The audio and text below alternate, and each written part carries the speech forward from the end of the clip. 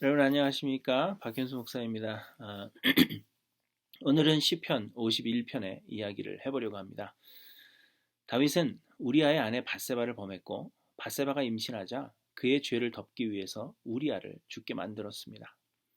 하지만 모든 것을 아시는 하나님께서 나단 선지자를 보내사 그의 죄를 깨닫게 하셨고 다윗은 그의 죄를 회개합니다.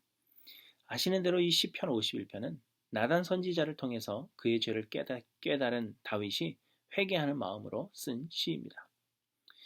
그래도 오늘 우리가 생각해 보려는 것은 다윗은 언제 용서함을 받았느냐 하는 것입니다. 하나님은 다윗의 범죄함에도 그를 용서하셨습니다. 그런데 여러분, 다윗이 용서를 받은 시점은 과연 언제이겠습니까?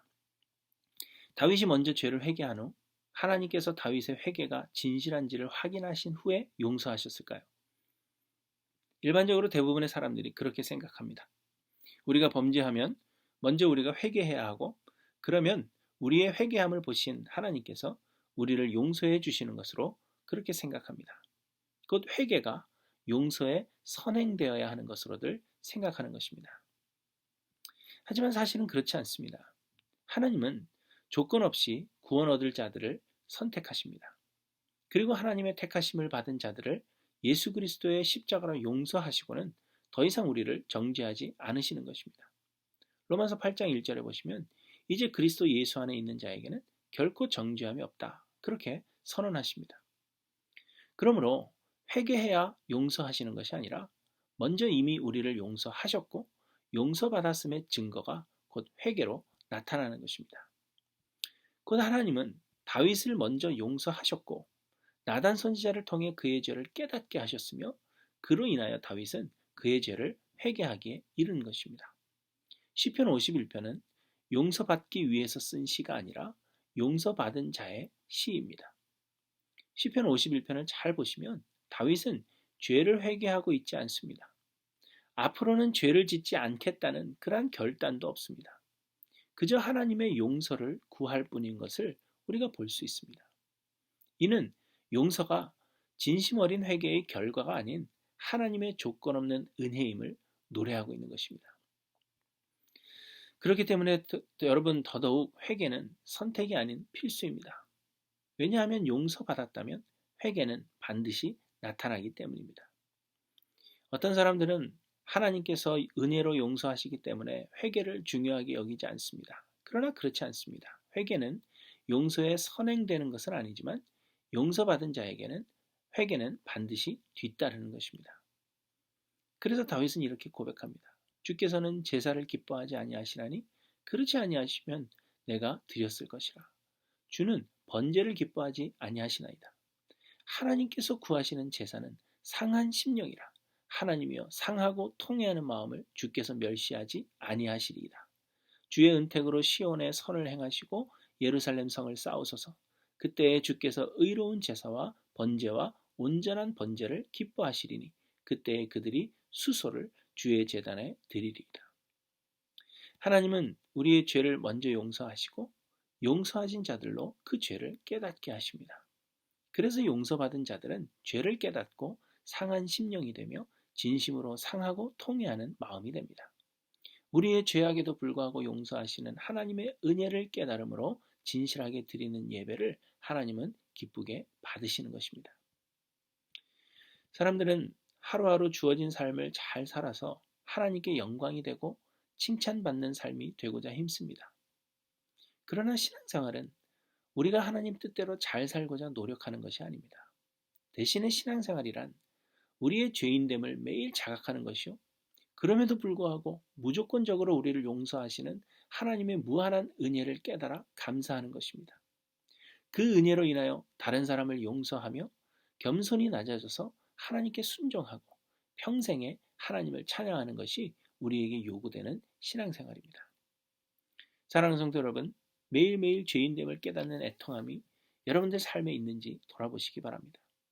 하나님의 말씀을 묵상하시고 죄인됨을 발견하여서 은혜 베푸시는 하나님 앞에 굴복하시는 하일랜드 교회 모든 성도님들이 되시기를 바랍니다.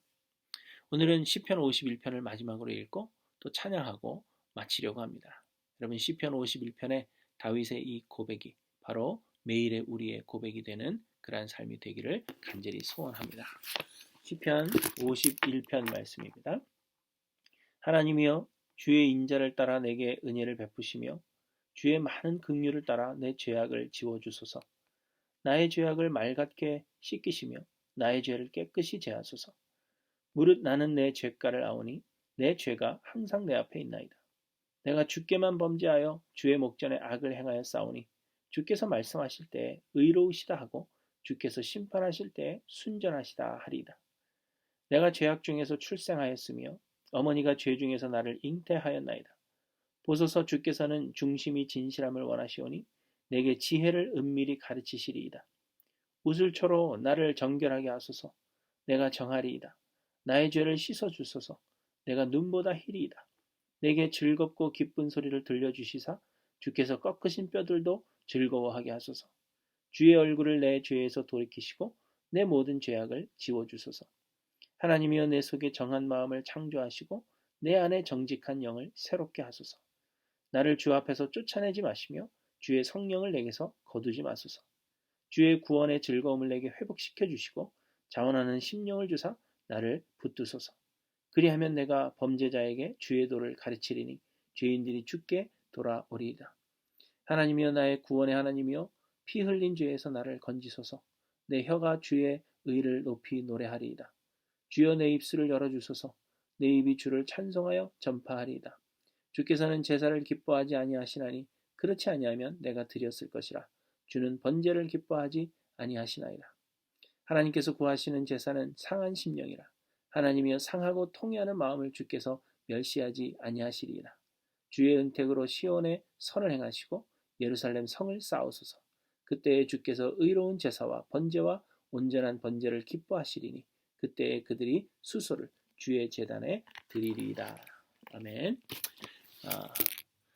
다시 한번 말씀드리지만 용서는 우리의 회개에 대한 보상이 아니라 하나님께서 우리에게 주시는 무한한 은혜입니다.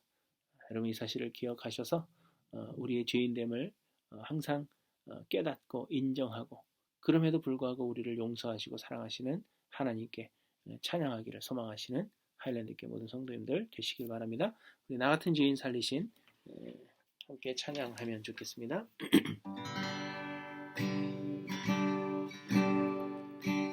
나 같은 죄인 살리신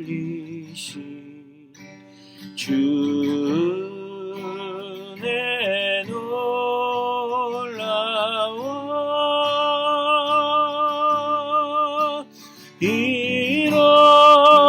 잃었던 생명 찾았고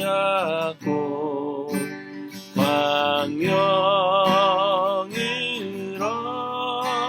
얻었네. 큰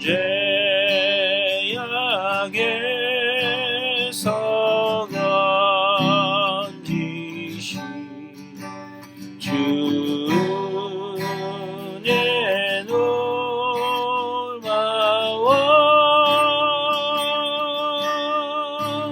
나 처음 믿은 그 시간 귀하고 귀하다.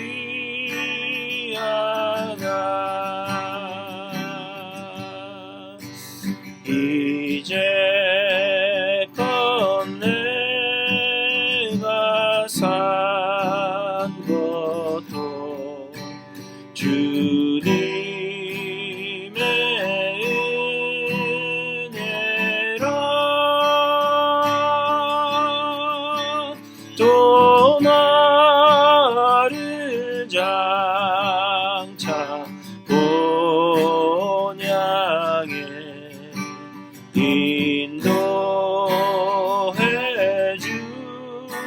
주시리.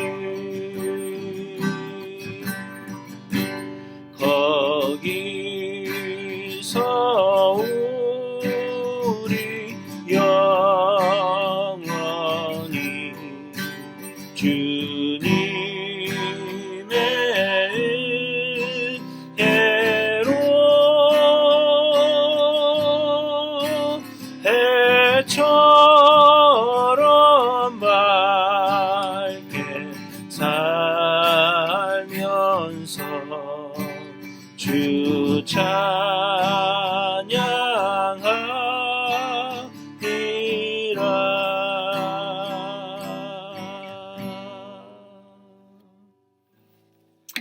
아멘.